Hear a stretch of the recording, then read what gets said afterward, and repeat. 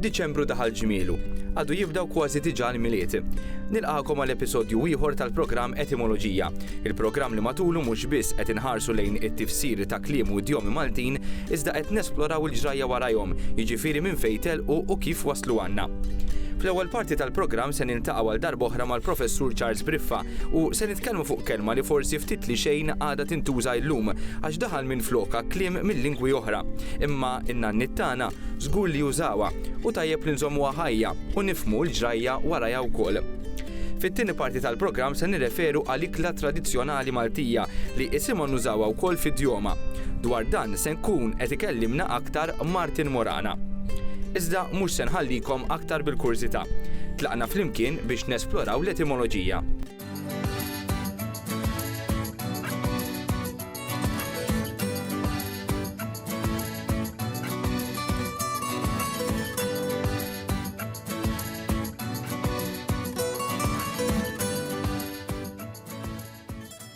Matul dan il-programm iltqajna wkoll ma' kliem li forsi llum il-ġurnata ftit li xejn għadu jintuża anki għax minn floku daħal kliem ieħor inkluż mill-Ingliż li ħadlu postu.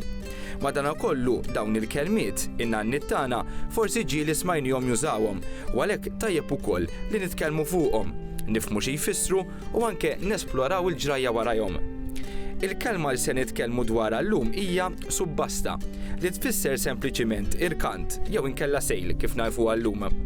Kollha kemm huma sinonimi. F'każ ta' subbasta, dan l-irkant isir fuq ordni tal-qorti wara li sidhom ikun tilef kull dritt tal-jom, forsi għax ikun kisibhom b'ingann jew inkella b'kuntrabandu. Imma minn fejn ġejja din il-kelma? Ġejja mit-Taljan subbasta, jiġifieri bejħ bl-irkant li issawret mill-espressjoni Latina subhasta vendere, jiġifieri bieħ taħt il-lasta. Għal darba oħra, din l-espressjoni tiftaħ tieqa fuq l-istorja tas-soċjetà, tant li din id-darba se jkollna mmorru lura għal żmien ir-Rumani, għal drawwa xejn sabiħa. Kienet drawwa li r-Rumani kienu iwaffqu lanza jew lasta fejn isir l-irkant. Priġunieri kienu jinbijaw bħala skjavi taħt il-lanza li magħha kienu jkunu marbuta f'suq miftuħ. Minn hemm ġejja wkoll l-espressjoni Ingliża to pass under the spear. Għar-Rumani, il-lasta kienet simbolu ta' proprjetà u kienu jwaffquha wkoll fejn kienu jbijaw il-beni ta' debituri għat-teżor pubbliku. Immaġina xi ħadd li ma setax iħallas id-dejn jew inkella t-taxxi. Kienu jaqbdu l-proprjetà tiegħu u jbijewlu kollox taħt il-lasta. Minn hemm ġejja t-tifsira Maltija. Iżda dwar dan se nħallu lill-Professur Charles Briffa jispjegalna aħjar.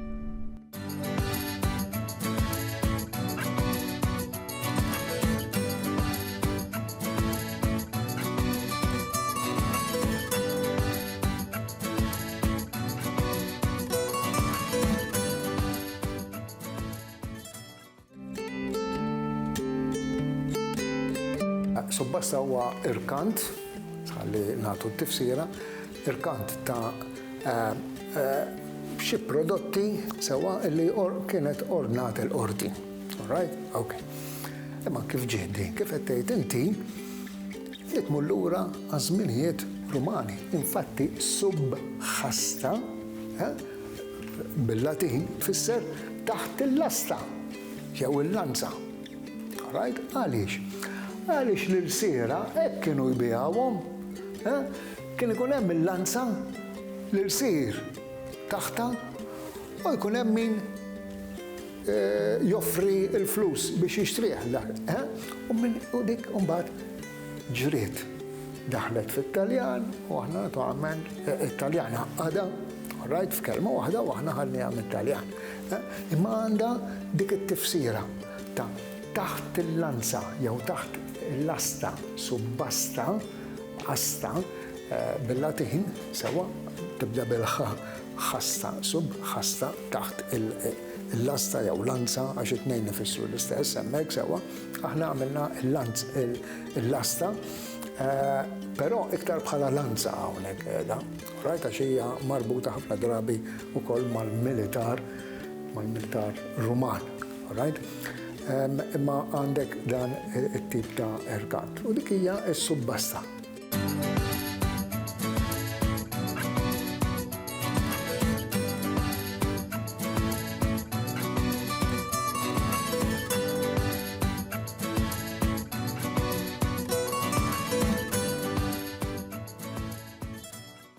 F'ħafna mill-programmi li kellna sissa iltqajna mhux biss ma' nomi, imma anke ma' diversi idjomi li nużaw ta' spiss fil-konverzazzjonijiet tagħna ta' kuljum u li jagħtu kulur lil dak li nkunu rridu nikkomunikaw jew infissru. Din il-parti tal-programm hija l-qalbi ħafna, anke għax daw l-idjomi meta wieħed iħares lejn l-etimoloġija tagħhom ikun qed jiftaħ dik it-tieqa ċkejkna lejn il-ħajja ta' missirijietna li żviluppawhom għax l-istess idjomi jirriflettu il-ħajja sempliċi li huma kienu jgħixu. Fil-fatt kif rajna fil-programmi li għaddew, daw l-idjomi ħolquhom mill-attivitajiet li huma kienu mdorrija jagħmlu ta' kuljum, ħafna drabi minn affarijiet żgħar u sempliċi. Anke llum se nerġgħu nitlu fil-kċina u din id-darba se nitkellmu dwar il-kirxa, ikla tradizzjonali Maltija li kienet komuni fil-kċejjen tan-nannit tagħna forsi aktar mill-kċina tal-lum il-ġurnata. Żgur li ġieli smajna l-idjoma niekol il-kirxa. Ħafna drabi nużawha b'mod ironiku. Pereżempju xi ħadd jistaqsik xi ħaġa dwar xi persuna oħra u inti twieġbu fejn naf, lanqas niekol il-kirxa miegħu, jew inkella ma naħsibni niekol il-kirxa miegħu. Fi kliem sempliċi, nużawha biex niddeskrivu relazzjoni ta' bla importanza bejn persuna u oħra. Il-kirxa għal min ma jafx tagħmel parti mill-istonku tal-barri u annimali oħra. Meta tistieden lil xi ħadd biex jikol il-kirxa miegħek, tkun qed timplika li qed toffri ikla speċjali lil xi ħadd li għandek ħbiberija intima miegħu. Ma kontx se toffri il-kirxa lil kulħadd, anke għax biex tipprepara trid ħafna xogħol. L-ewwel qabel kollox, il-kirxa trid tinħasel tajjeb immens, għax alla ħarex magħha jkun hemm xi biċċiet ta' ikel li jkun kiel l-annimal u li ma jkunx ġie diġerit għax din tista' tivvalena lil min ikun qed jikolha. Wara il-kirxa titalla fl-ilma bil-melħ għal xi satejn jew tlieta. Imbagħad tiġi ppreparat l-istuffat li jinkludi wkoll ħafna ħaxix u preparazzjoni. Illum il-kirxa ssiba kullimkien anke fil-gażini, imma dari ma kienitx. Kienet xi ħaġa li tiswa l-flus. Għalhekk jekk kont nistieden lil xi ħadd biex jikol il-kirxa miegħi, kont inkun qiegħed nissuġġerixxi li din il-persuna hija speċjali għalija għax kont lest li nieħu dak ix-xogħol kollu għaliha. Ejjew niltaqgħu mal-istoriku u l-kittib Martin Morana li se jgħidilna aktar fuq din l-idjoma.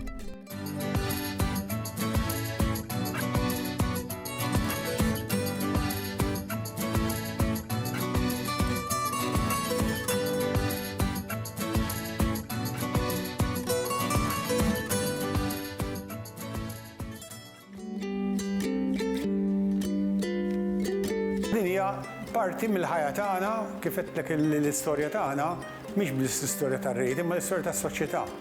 Kif konna niklu qabel hija wkoll u kif niklu llum hija wkoll parti mill-istorja tas-soċjetà. U għax l-affarijiet jinbidlu sewwa. Meta bniedem kien isajjar il-kirxa, bdejna nafu bħala hija ikla tajba ħafna llum joħduha ma xi fixkun birra ġew il-gażinijiet jew dal-ħwienet li joffruha. Imma fl-antik meta inti tistieden xi ħadd biex jiekol il-kirxa miegħek, veru għattu rieħ rispett kbir, għattu rieħ ċerta importanza. Għax il-kirxa kienet xi ħaġa tiswa l-flus, kienet xi ħaġa li tieħu s-sigħat biex tipprepara, tittaħsilha għax jekk ma taħsilix sew tistanka tivvelenak dik. U tallija sew tuħu ħafna ħin fit-tolija tagħha u tagħmilha l-istuffat magħha, ġifieri kienet xi ħaġa ta' ħafna intrigu. Mela inti jekk jiena stidintek biex tikol il-kirxa miegħi, vera għandi rispett kbir. Inti jew ħabib tiegħi intimu ta' ġewwa, jew wieħed minn tal-familja, u mhux se noffri din l-ikla lil kull min ikun għaddej, lil kull min naf jiena, imma n-nies partikolari li għandi ċerta rispett jew mħabba lehom.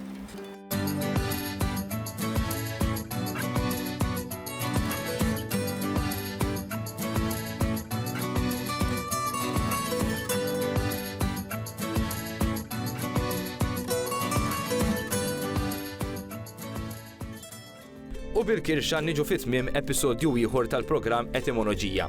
Nittama li sibtu din l-informazzjoni utli u interessanti u li dawn il-programmi qed jgħinukom biex tapprezzaw aktar kemm sabiħa u kemm rikka l-lingwa tagħna. Intant dan huwa l-aħħar programm qabel il-miliet. Għalhekk illum ma nistax inħallikom mingħajr ma nawguralkom il-miliet it-tajjeb fismi u fisem it-tim kollu tal-programm Etimoloġija. Wassu dal-awgurju anke lill-qraba u l-ħbieb tagħkom. Aħna nerġgħu nintaqgħu bħallum ġimgħa. Sa dakinhar gawdu l-milied b'mod responsabbli u jekk se tawguraw lil ħbieb tagħkom jew lil qraba jew se tellgħu sejtus fuq Facebook din is-sena użaw il-lingwa Maltija. Il-milied it-tajjeb. Saħħit.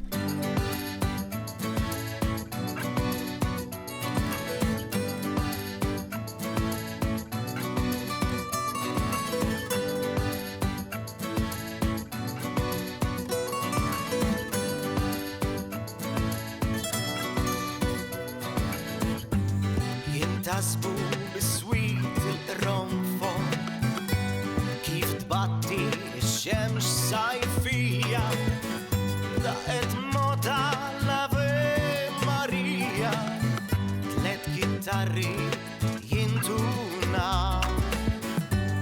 mal-ħemda il-ġmil tan-noti titqanqal is-simpatija